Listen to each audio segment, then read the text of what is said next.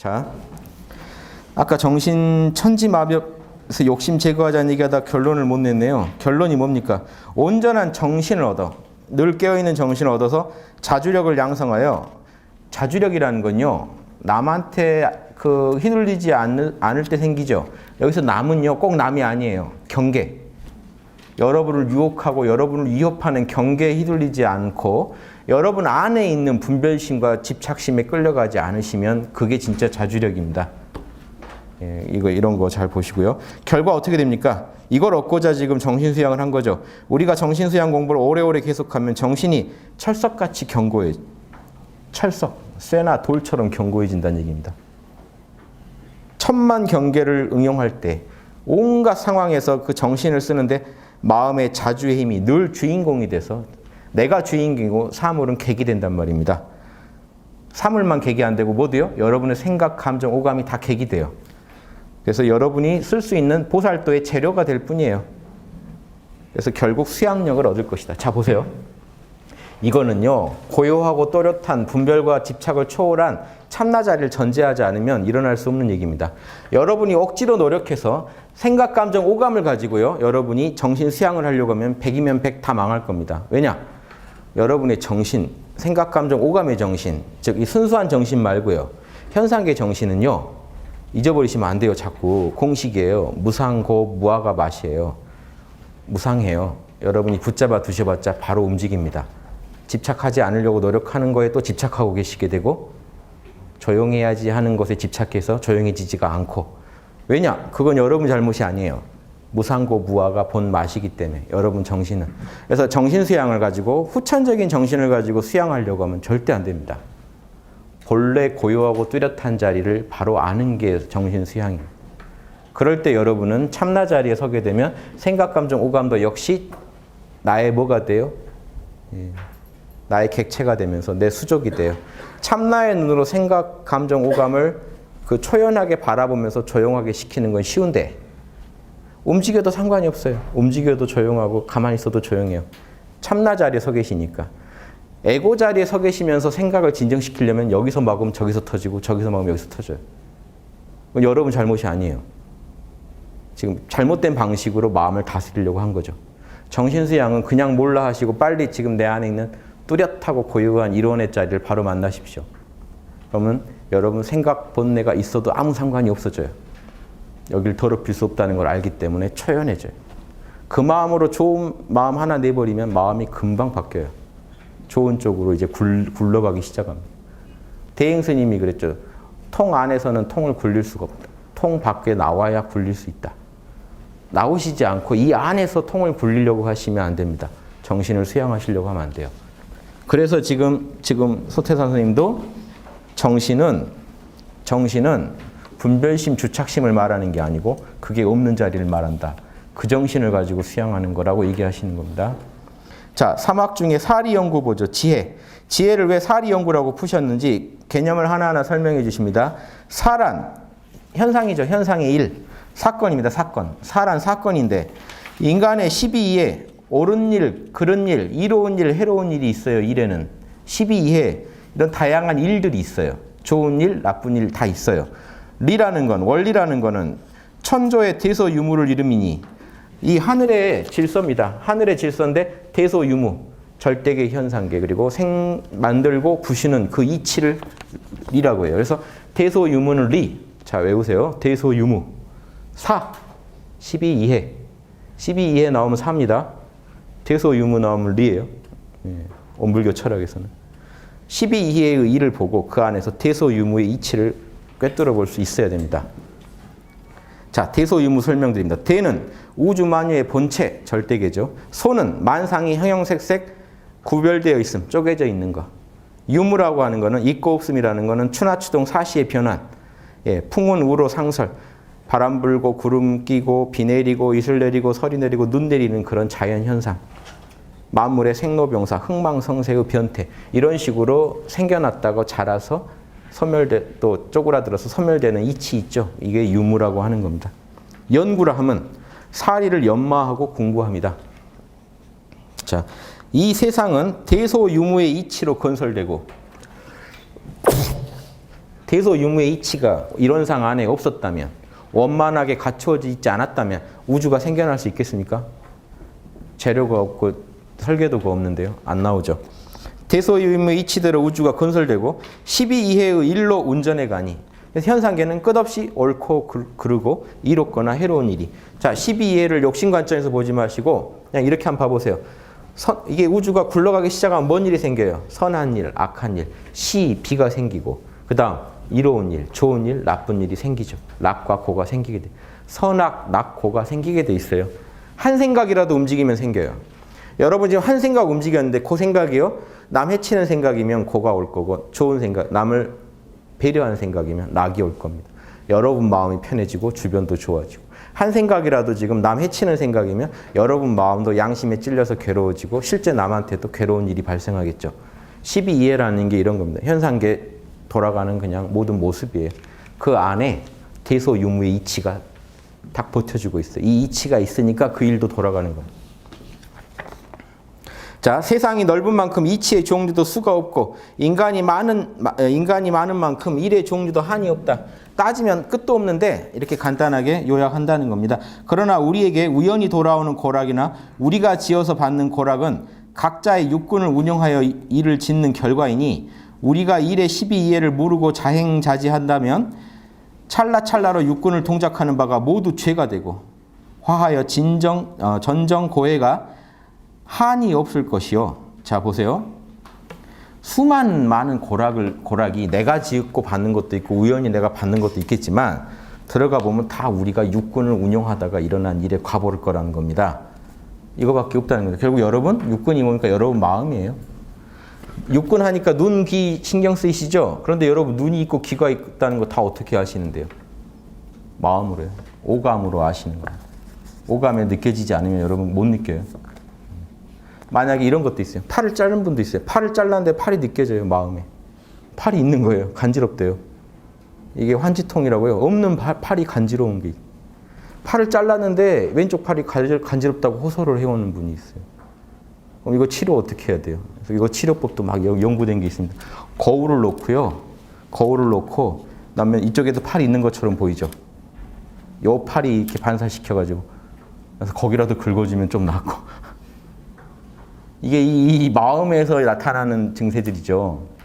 뇌에서 나타나는, 마음에 나타나는. 그래서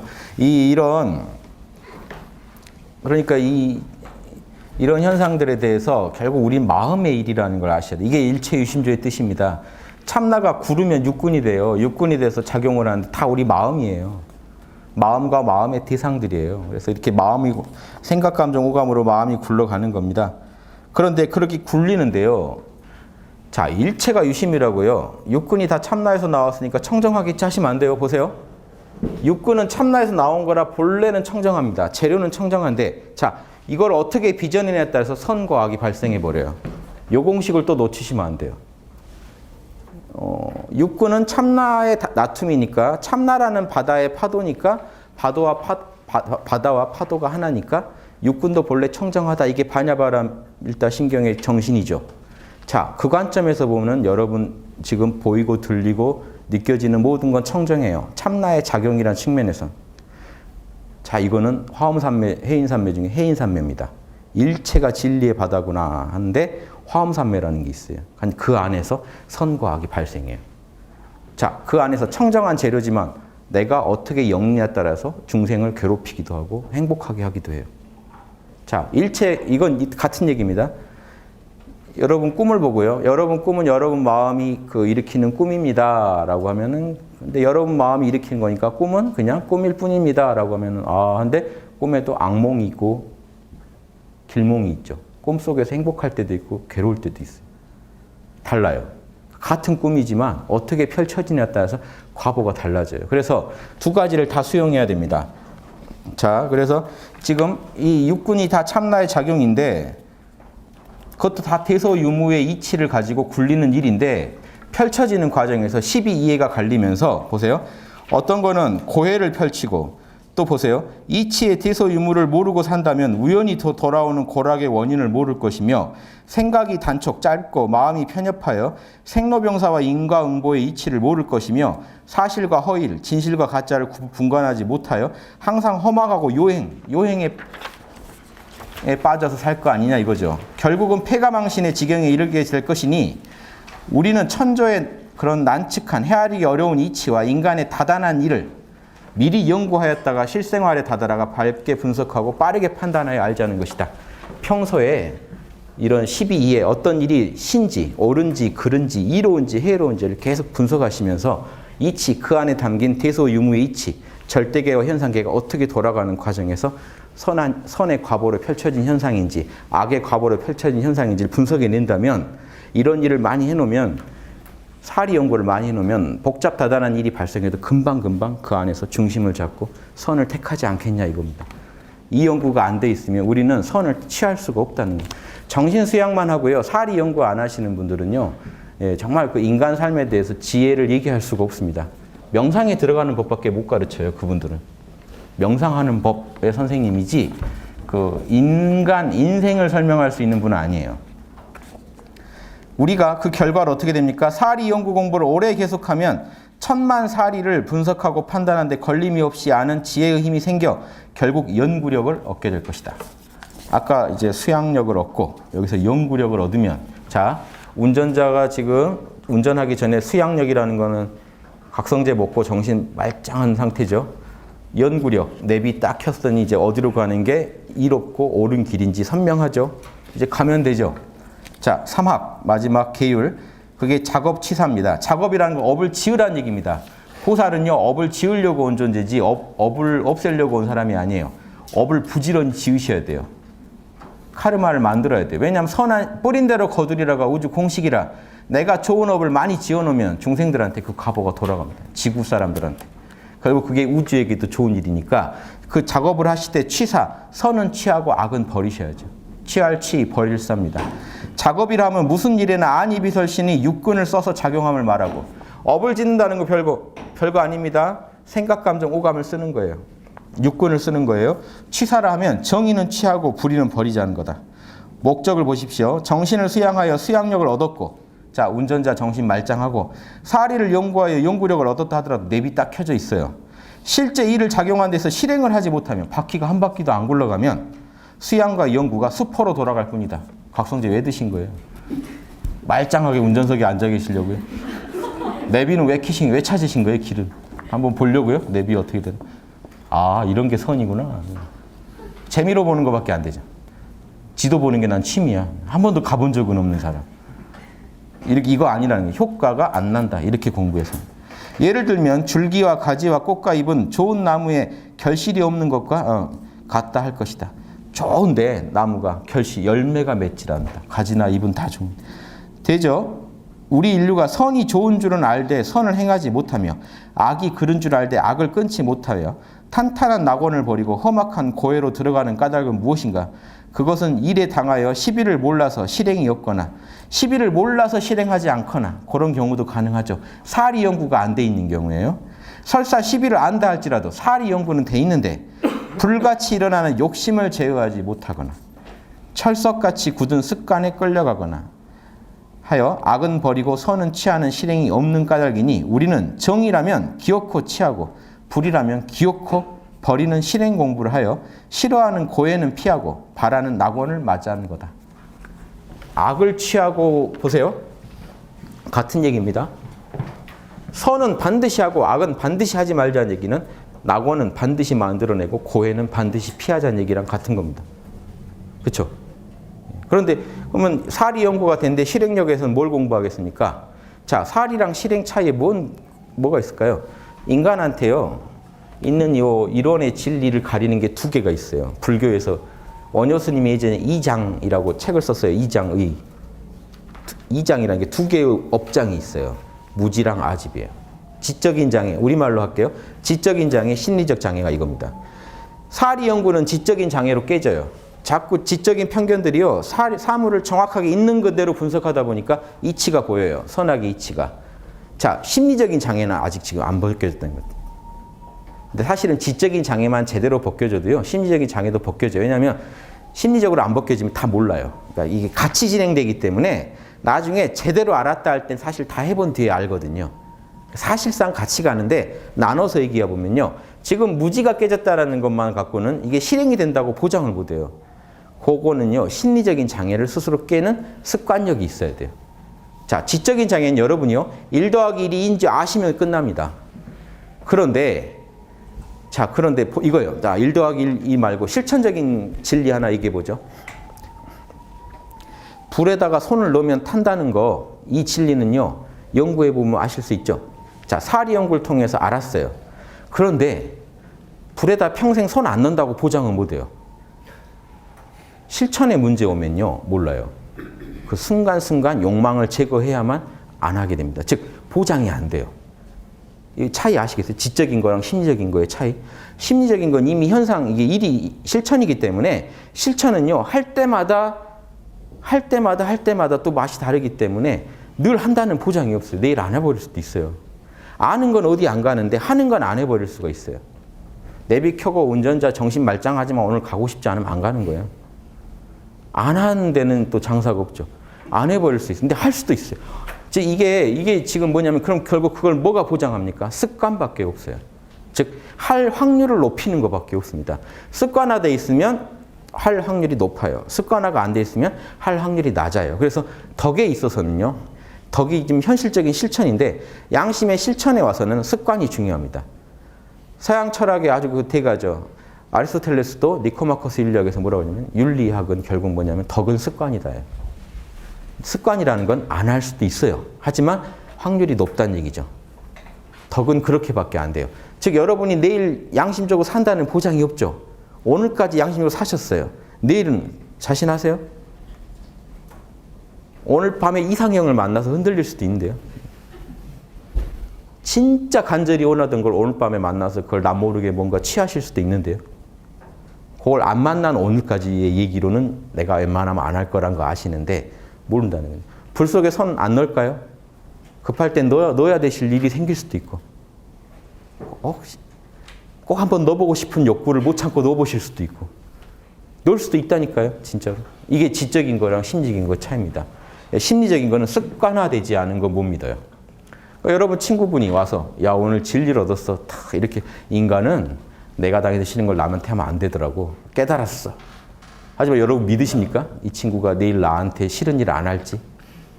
할지 몰라요. 이 덕은 이런, 아집이, 무지가 깨지고 아집이 깨진다는 게 약간 달라요. 속성이 달라요, 번뇌. 아집은 심리적인 장애예요. 심리적인 장애를 깨야 돼요. 그래서 여기서 지금 뭐라고 하신 겁니까?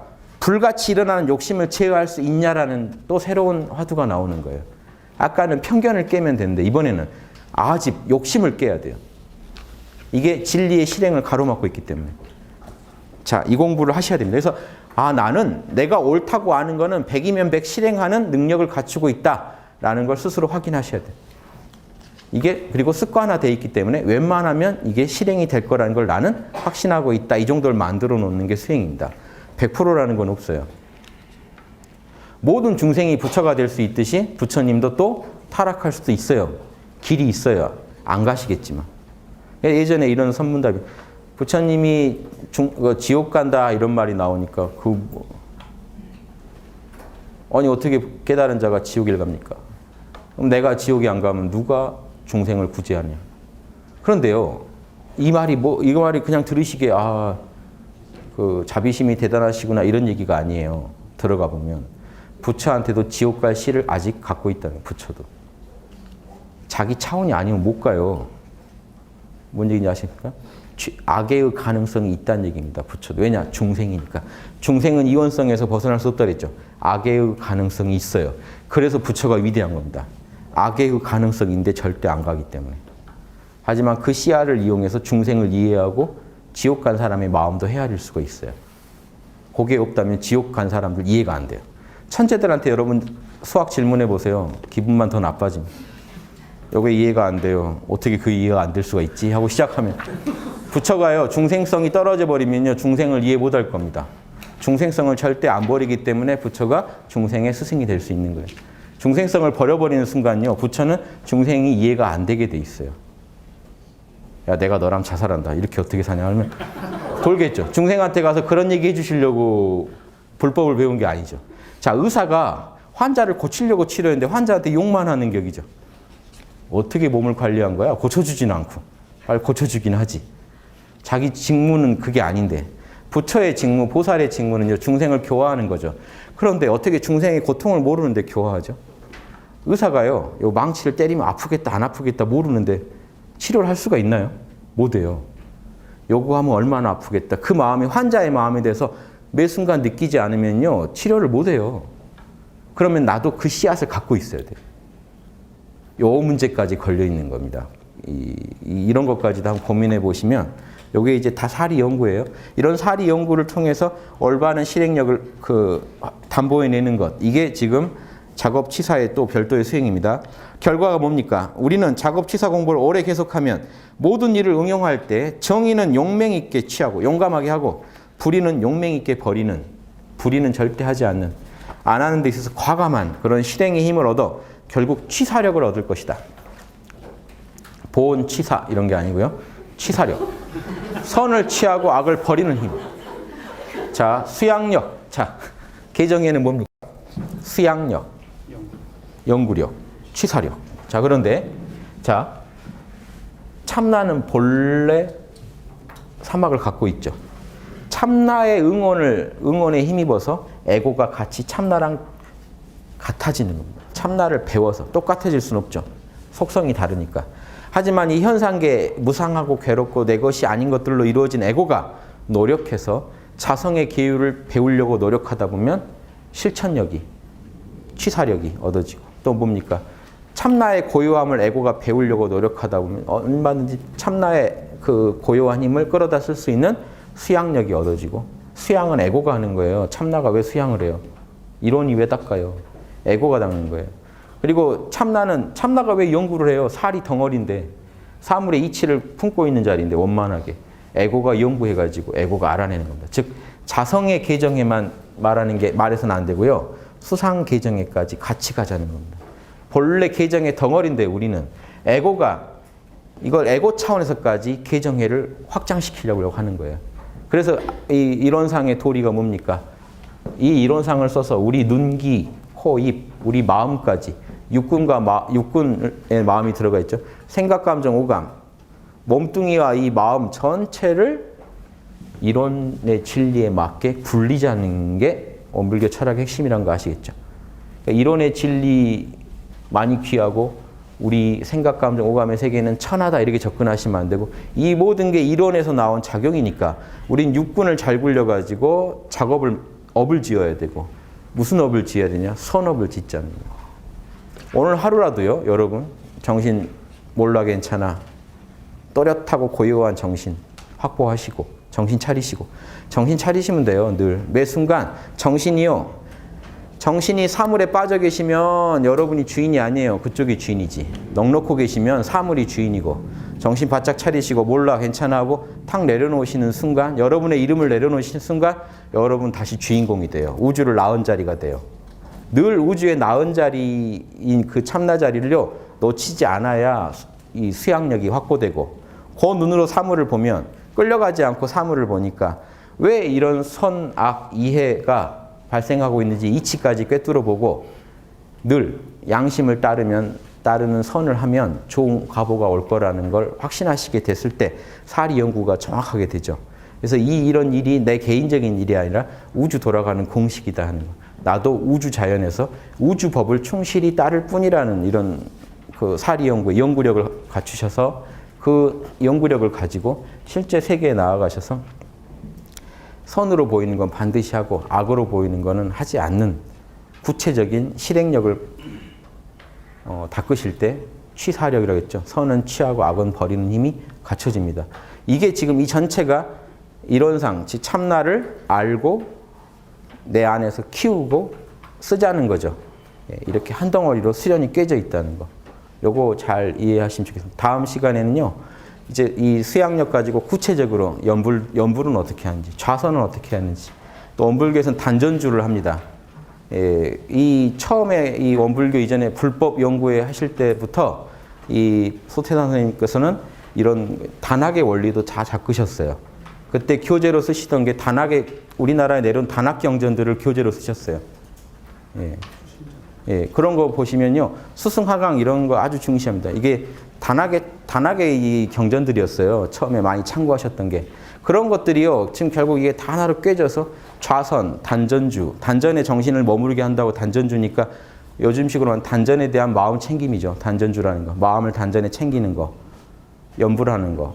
연불도요. 극락 가려고 하는 게 아니라 내 안에 이론이 극락이니까 이론을 회복하려고 하기 위한 제대로 된 연불법. 이런 식으로 해서 하나로 꿰서 이 수행하는 법과 실제로 우리가 또 사리 연구랑 작업치사를 하려면 일기를 쓰면서 내 생각, 감정, 오감으로 지은 업을 지은 것들에 대해서 계속 평가해야 되잖아요. 여러분이 지은 업을 가지고 평가하셔야 돼요. 스스로. 내가 선을 했는지 악을 했는지 얼마나 했는지. 실제 그런 과보가 오는지 다 봐야 여러분은 사리 연구의 대가가 됩니다. 12이해를 가지고 연구해서 선악 이치를 정확하게 판정할 수 있는 안목이 갖춰져야 그분은 어디 가서도요. 보살로서 우주 어디를 가셔도 보살로 활동하실 겁니다. 지옥에도 육군이 있고 천국에도 육군이 있죠. 극락에도 육군이 있어요. 아니 비서시니가 다 있다고요. 어디 가시든 여러분 결국은 육군 잘 쓰는 사람이 보살이니까 다른 천국, 다른 극락 바라지 마시고 여기 계신 곳에서 육군을 잘 써서 여기를 그대로 낙원으로 만들자는 가르침이 원불교 철학의 핵심이다. 이렇게 말씀드리고 끝내겠습니다. 수고하셨습니다.